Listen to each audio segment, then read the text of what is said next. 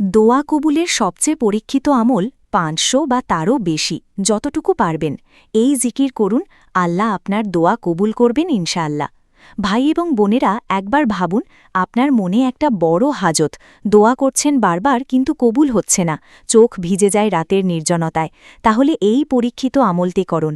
হাদিসে বর্ণিত লা হাওলা ওয়ালা কুওয়াতা ইল্লা বিল্লাহ জান্নাতের ধন, বিপদ দূর করে এবং দোয়া কবুলের দরজা খুলে দেয়। এই আমল করে শত শত মানুষের অলৌকিকভাবে অসম্ভব দোয়া কবুল হয়েছে। এই আমলটি যেভাবে করবেন জেনে নিন। ১.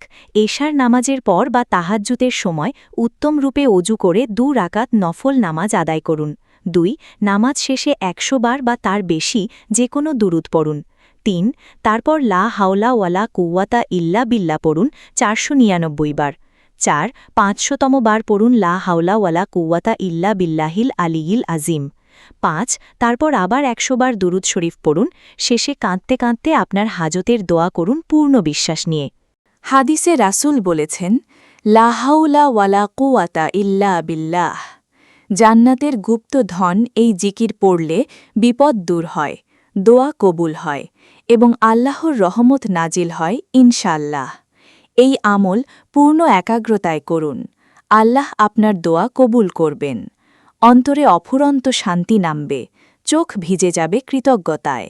আল্লাহ আমাদের সকলের দোয়া কবুল করুন। আমিন।